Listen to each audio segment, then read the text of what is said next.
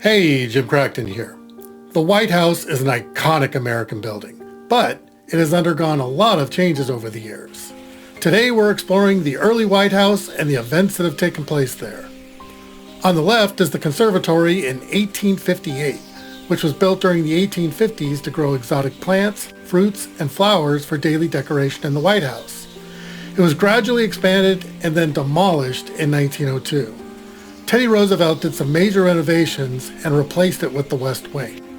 So let's explore some more views of the past White House, here on the Crackton Files. This is Major Russell Harrison, who was the son of President Harrison around 1894. On the cart is Benjamin Baby McKee, and on his lap is his sister Marion, and holding her father's hand is Mary. The goat is Old Whiskers, who often pulled them around. King Tut was a Belgian Malinois owned by President Herbert Hoover. He got the dog in 1922, and King Tut was a major part of his 1928 campaign. After Hoover took office, King Tut would often patrol the White House grounds at night. He passed in 1929, not long after this photo. Florence Harding was First Lady from 1921 to 1923 and was an animal lover and installed dozens of birdhouses around the White House grounds.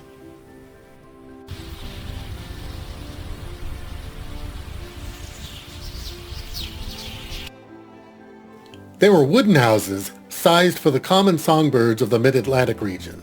It contrasted sharply with the more formal landscaping of earlier administrations.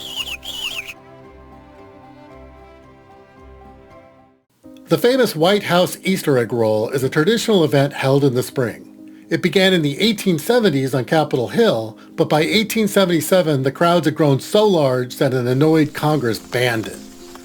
Disappointed kids in 1878 showed up at the White House, and President Hayes told the guards to let them in, which informally founded the White House Easter egg roll.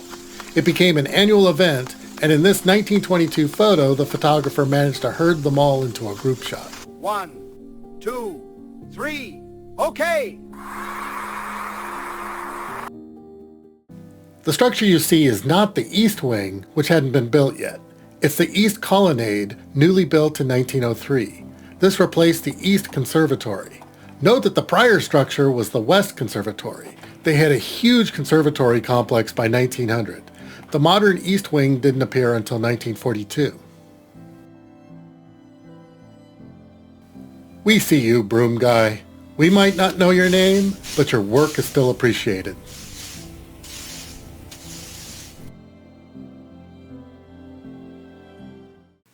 Prior to 1898, the White House would direct wartime strategy, but the primary operations was at the War Department. This was the first time a purpose-built room was created to coordinate real-time cables with a telegraph-equipped room so that the president could be kept informed quickly. These sort of offices would move to the West Wing.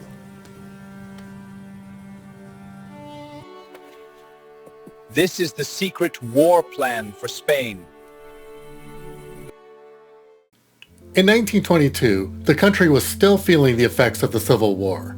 The Harding White House did a lot of outreach to Civil War veterans, including Confederate soldiers, emphasizing reconciliation and national unity.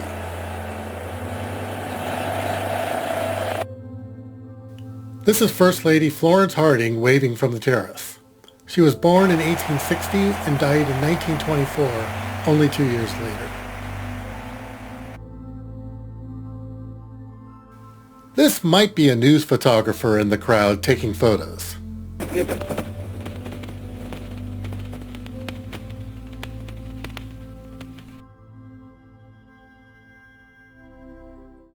This is the earliest photo of the White House, taken in March 1861, just after Lincoln's inauguration.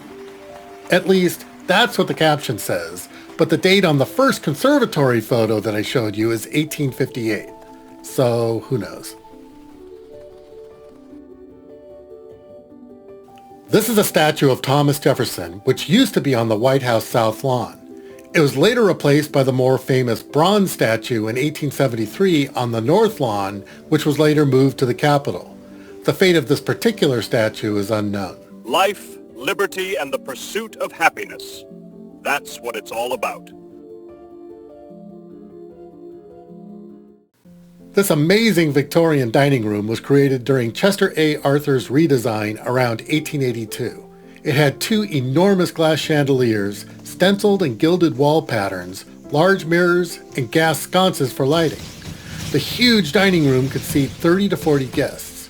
Teddy Roosevelt would change the decor in 1902, moving to a colonial revival style.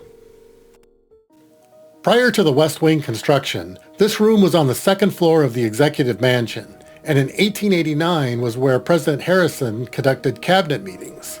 After 1902, they would move to the newly constructed West Wing. Welcome to the Cabinet Room, where we conduct government business. This was the President's office, which was on the second floor. Note the curved wall, but this room in 1886 is only the architectural ancestor of the Oval Office, which didn't exist yet. The official Oval Office wouldn't come along until 1909, created by William Howard Taft in the West Wing. I tried to read the papers on the President's desk, but couldn't make out anything.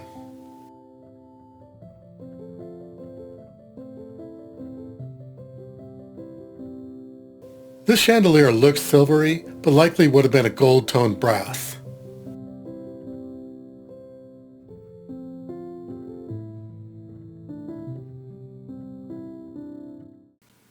In 1922, there was a long tradition of using a bell to signal to the White House groundskeepers for various reasons. It was likely removed around 1930. Lunchtime! In June 1923, the West Wing offices built in 1909 had some structural problems. President Harding was away on a trip out west, and workers took the opportunity to gut the offices and do noisy repairs. Note the electric fan, useful in June, and actually were available as early as 1890. You got your photo. Can we get back to work now? President Harding died suddenly August 2, 1923 during his Western tour. His body was transported back to Washington where it lay in the White House for a brief period. Here on August 8th, the funeral procession took him to the Capitol for lying in state. He would be buried in Marion, Ohio.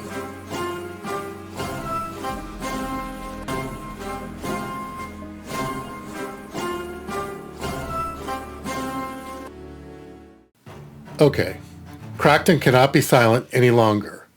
There is a little-known fact about what happened to the White House Conservatory. Who to blame was quietly covered up. My friends, I fear I must reveal the shocking facts of the rampage of mutant George Washington.